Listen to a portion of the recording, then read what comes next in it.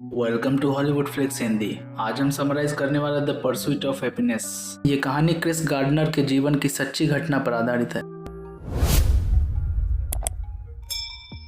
1981 कहानी की शुरुआत होती है क्रिस और क्रिस्टोफर से। हम देखते हैं क्रिस अपने बेटे को स्कूल छोड़ने के लिए जाता है। उसे छोड़कर क्रिस अपने काम पर चला जाता है। क्रिस कोई जॉब नहीं करता, वह मेडिकल स्कैनर बेचता है। यह स्कैनर देखने में एक्सरे मशीन की तरह होती है पर स्कैनिंग में उससे अच्छी क्वालिटी की होती है। जब क्रिस डॉक्टर को स्कैनर बेचने की कोशिश करता है तो वह देखता है उसकी कार पुलिस लेकर जा रही होती है क्योंकि उसने अपने कार को नो पार्किंग जोन में खड़ा किया था। क्रिस को अपने महीने के खर्च चलाने के लिए लगभग 2 स्कैनर हर महीने बेचने होते थे पर उसे अब एक एक्स्ट्रा स्कैनर कार का जुर्माना भरने के लिए बेचना पड़ेगा। हकीकत में उसने काफी दिनों से एक भी स्कैनर नहीं बेचा था। क्रिस के परिवार की फाइनेंशियल सिचुएशन बहुत खराब है। उसने टैक्स भी नहीं भरा है, मकान का 3 महीने का किराया भी बाकी है। क्रिस घर जाता है तो लिंडा उससे काफी बहस करती है क्योंकि घर चलाने के लिए लिंडा को डबल शिफ्ट में काम करना पड़ता है। जब वे डिनर कर रहे होते हैं तो क्रिस को रूबिक्स क्यूब दिखता है। यह उस समय का एक नया खिलौना था। इसमें अलग अलग के कलर कॉम्बिनेशन होते हैं। जब लिंडा चली जाती है क्रिस उस क्यूब को सॉल्व करने लगता है और कुछ ही समय में उसे सॉल्व भी कर लेता है। दरअसल क्रिस का माइंड काफी शार्प होता है। इसके बाद हम देखते हैं क्रिस दूसरे दिन अपनी मशीन बेचने के लिए निकलता है तो उसे एक आदमी कार से उतरता हुआ दिखता है। उसने सूट पहना हुआ था। उसकी गाड़ी भी काफी महंगी होती है। क्रिस उससे पूछता है तुम क्या करते हो और ये सब तुम कैसे कर लेते हो। वो आदमी क्रिस को बताता है कि वो एक स्टॉक ब्रोकर है। क्रिस कहता है कि इसके लिए तो कॉलेज जाना होता होगा। वह कहता है नहीं, बस मुझे लोगों से अच्छी तरह से बात करनी होती है। क्रिस देखता है कि वहाँ से निकलने वाले सारे लोग काफी खुश हैं। क्रिस सोचता है कि मैं भी मेहनत करूंगा और मैं भी इन्हीं लोगों की तरह खुश रहूंगा। वह घर जाकर लिंडा से इस बारे में बात करता है पर लिंडा इस बात पर उसका मजाक उड़ाती है और कहती है तुमसे ज्यादा तो मैं पैसे कमा लेती हूँ डबल शिफ्ट करके। फिर दूसरे दिन क्रिस ब्रोकरेज फर्म जाता है जहाँ ट्रेनिंग प्रोग्राम चल रहा होता है। क्रिस को एप्लीकेशन फॉर्म लेने के लिए अंदर जाना था पर उसके पास स्कैनर होता है जिसे लेकर वो अंदर नहीं जा सकता। तो वह मशीन बाहर एक गिटार बजाने वाली लड़की जो कि एक स्ट्रीट परफॉर्मेंस कर रही थी उसके पास रख देता है। अंदर जाकर वह फॉर्म ले रहा होता है। उसी समय वह देखता है कि वह लड़की उसके स्कैनर को लेकर भाग रही है। क्रिस अंदर से फॉर्म लेता है और भागते हुए बाहर आता है। वह उस लड़की का पीछा करता है पर उसे पकड़ नहीं पाता क्योंकि वह लड़की ट्रेन से भाग चुकी होती है। दूसरे दिन क्रिस और उनका बेटा जब डिनर कर रहे होते हैं जिसमें रिपोर्टर रूबिक क्यूब के बारे में बता रहा होता है जिसे सॉल्व करना काफी डिफिकल्ट है। वो बताता है इसे यूनिवर्सिटी के प्रोफेसर 30 मिनट में सॉल्व कर लेते हैं। अगले दिन क्रिस उस ब्रोकरेज फर्म जाता है और वहाँ के एचआर को वो पर्सनली अपना एप्लीकेशन जमा देता है लेकिन एचआर काफी जल्दी में होता है और उससे कुछ बात नहीं करते। इसके बाद क्रिस वहाँ से बाहर आने के बाद डॉक्टर से अपना मीटिंग फिक्स करता है स्कैनर बेचने के लिए। क्रिस को दूसरे दिन वह लड़की दिखाई देती है जिसके हाथ में उसका स्कैनर होता है। क्रिस गुस्से में उसका पीछा करता है। वह चिल्लाता है कि यह उसके जीवन भर की कमाई है, इसे ऐसे ही नहीं छोड़ सकता क्योंकि इससे उसके घर का 1 महीने का राशन आ जाएगा। और आखिरकार वह उससे अपना स्कैनर छीन लेता है और क्रिस वापस घर लौटता है। अब लिंडा उसके हाथ में 2 स्कैनर देखकर नाराज होती है क्योंकि उसने एक भी नहीं बेचे थे। क्रिस अपने हाथ में एक फुटबॉल लेकर आता है और अपने बेटे को गिफ्ट देता है क्योंकि आज उसका बर्थडे है। और फिर वह लिंडा से बात करने की कोशिश करता है लेकिन वो मना कर देती है। क्रिस उसे बताता है कि वह बहुत जल्दी ही सब कुछ ठीक कर देगा।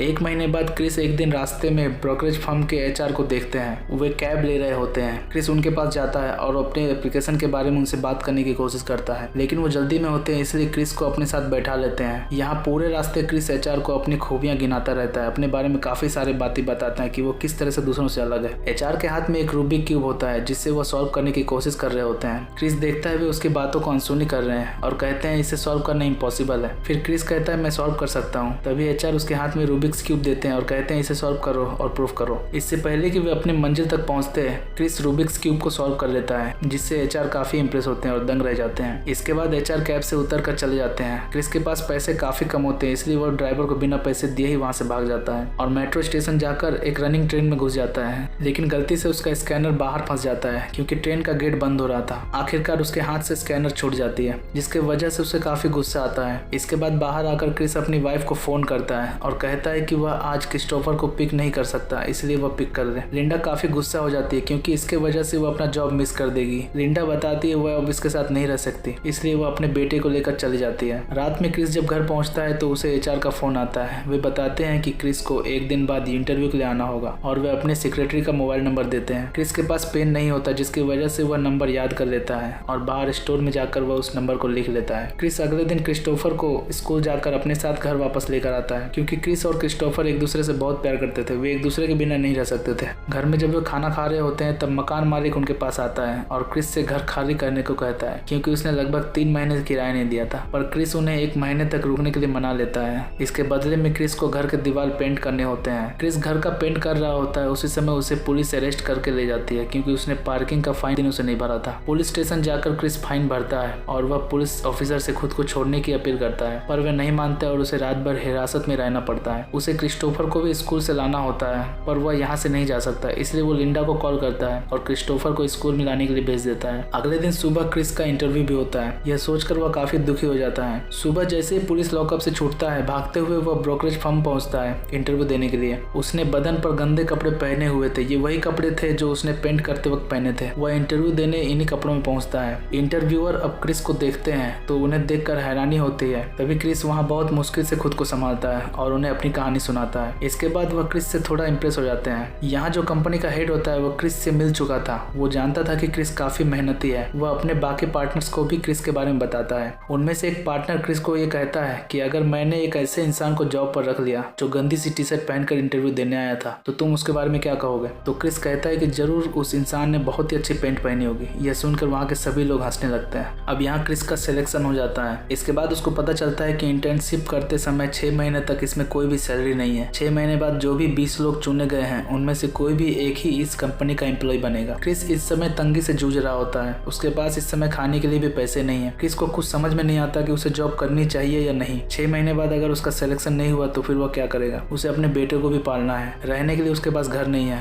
और वह भी बहुत बुरी फाइनेंशियल कंडीशन से गुजर रहा है। इंटरव्यू देने के बाद फिर वह घर पहुंचता है। शाम को लिंडा क्रिस्टोफर को छोड़ने उसके घर आती है। वह क्रिस को बताती है कि उसके एक रिलेटिव ने रेस्टोरेंट खोला है और उसने लिंडा को जॉब ऑफर किया है। इसके लिए क्रिस्टोफर को लेकर न्यूयॉर्क जाना चाहती है, लेकिन क्रिस बताता है वह क्रिस्टोफर के साथ ही रहेगा। इसके बाद लिंडा उन्हें छोड़कर चली जाती है। इसके बाद क्रिस को किराया न दे पाने के कारण घर छोड़ना पड़ता है। वो नई जगह शिफ्ट हो जाता है और अपनी इंटर्नशिप स्टार्ट कर देता है। यहाँ पर सुबह से लेकर शाम तक कॉलिंग करता है। ब्रोकर फर्म में 6 महीने के बाद उसी को जॉब मिलेगी जिसने सबसे ज्यादा रेवेन्यू कंपनी को दिया होगा। सभी लोग वहाँ 9-9 घंटे काम करते हैं पर क्रिस सिर्फ 6 घंटे काम कर पाता है क्योंकि उसे क्रिस्टोफर को लेने के लिए जाना होता है। ऑफिस में क्रिस पानी पीने के लिए भी नहीं उठता है क्योंकि वो अपना टाइम बचाना चाहता है। अगर वो पानी पिएगा तो उसे बाथरूम भी जाना पड़ेगा, काफी टाइम वेस्ट हो जाएगा। 4 महीने बाद क्रिस अपने सभी स्कैनरों को बेचने में सफल हो जाता है। वह सोचता है इन पैसों से इंटर्नशिप खत्म होने तक उसका काम जरूर चल जाएगा और उसे पता नहीं था कि उसके साथ इससे भी बुरा होने वाला है। क्रिस ने टैक्स नहीं भरे थे इसलिए गवर्नमेंट उसके पूरे पैसे काट लेती है। अब क्रिस दिवालिया हो चुका था। उसके पास सिर्फ $5 बचे हुए थे। उसे किराया भी देना था जो उसने काफी दिनों से नहीं दिया है और उसे बाकी खर्च भी चलाना है। इन सब बातों से वह काफी परेशान हो जाता है। एक दिन जब क्रिस और क्रिस्टोफर पार्क में घूम रहे होते हैं तो क्रिस देखता है एक पागल इंसान उसका स्कैनर लेकर घूम रहा है। यह वही स्कैनर होता है जो एक बार क्रिस से गलती से गुम हो गया था। तभी क्रिस अपना स्कैनर उस पागल से लेता है और उसे साफ करता है। वह इसे बेचने के लिए डॉक्टर के पास जाता है, लेकिन जब डॉक्टर के सामने उसे टेस्ट करने की बारी आती है तो वह स्कैनर काम नहीं करता। क्रिस स्कैनर को लेकर वापस आ जाता है। जब वह अपने घर पहुंचता है तो वह वहाँ अपना सामान घर के बाहर रखा हुआ पाता है क्योंकि उसने यहाँ भी काफी महीनों से किराया नहीं भरा था। क्रिस अपने बेटे को लेकर वहाँ से चला जाता है। अब क्रिस के पास होटल में रहने के लिए भी पैसे नहीं है और उसके साथ उसका बेटा भी है। जब क्रिस को रुकने के लिए कोई जगह नहीं मिलती तो वह मेट्रो स्टेशन के बाथरूम में रात बिताता है। सुबह वो क्रिस्टोफर को स्कूल छोड़ता है और खुद ऑफिस चला जाता है। रात में जब फिर रुकने की समस्या होती है तो वह एक चर्च में जाता है। यह चर्च गरीबों को बहुत ही कम दाम में स्टिप प्रोवाइड करवाती है, पर इस जगह टाइम से पहुंचना होता है क्योंकि वहाँ बहुत ही लिमिटेड सीट्स होती है। जो पहले आता है उसे वहाँ रात रुकने के लिए जगह मिल जाती है। क्रिस रात में यहाँ अपने स्कैनर को सुधारने की कोशिश करता है पर उसके स्कैनर का एक पार्ट खराब होता है जिसकी वजह से वह काम नहीं कर रहा था। सुबह क्रिस अपने बेटे के साथ ऑफिस के लिए चला जाता है। इस बीच वह हर समय अपना पूरा सामान अपने साथ रखता है क्योंकि उसके पास कोई जगह नहीं थी। वह अपना सामान साथ में ही ऑफिस लेके जाता है क्योंकि वह सामान को कहीं भी नहीं छोड़ सकता। शाम को क्रिस फिर उसी चर्च में जाकर रुकता है। अगले दिन क्रिस का टेस्ट होता है। क्रिस टेस्ट में बहुत अच्छा करता है। वह टेस्ट समय से पहले ही खत्म कर लेता है, पर वहाँ एक और व्यक्ति होता है जो कि इससे पहले ही टेस्ट को खत्म कर चुका होता है। क्रिस उससे क्वेश्चन के बारे में पूछता है। क्रिस को पता चलता है कि उसने अंतिम पेज में जो क्वेश्चन थे उसे अटेंड नहीं किया है। इसके बाद जब क्रिस नीचे आता है तो उनके फर्म का मैनेजर उससे $5 मांगता है क्योंकि उसे टैक्सी का किराया देना था और उनका वॉलेट ऊपर ऑफिस में छूट गया था। उस समय खुद क्रिस के पास बस कुछ ही डॉलर होते हैं, बट उस समय मजबूरी में क्रिस को $5 उन्हें देने पड़ते हैं। जब अगली शाम वो चर्च पहुंचता है तो वहाँ सभी सीटें फुल हो चुकी थी। अब क्रिस अपने बेटे को लेकर आता है और उसे खाना खिलाता है। वह खुद नहीं खाता क्योंकि उसके पास इतने पैसे नहीं है कि वह खुद खाना खा सके। अब क्रिस ब्लड बैंक जाता है, वहाँ अपना खून बेचता है जिससे उसे कुछ कुछ पैसे मिलते हैं। इसके बाद क्रिस इलेक्ट्रॉनिक शॉप जाता है। वहाँ वह अपनी स्कैनर का डिवाइस लेता है जो कि खराब हो गया था। इसके बाद क्रिस अपने स्कैनर को सुधारता है और अगले दिन क्रिस उस स्कैनर को डॉक्टर के पास देता है, जिससे उसके पास कुछ पैसे आ जाते हैं। पैसे आ जाने के कारण क्रिस आज अपने बेटे के साथ होटल में रुकता है। अगले दिन वह क्रिस्टोफर के साथ बीच में जाता है। वहाँ वह अपने जीवन, अपनी खुशी, अपने बेटे के बारे में सोचता है। उसके मन में यह बात भी आती है कि अगर उसका सिलेक्शन नहीं हुआ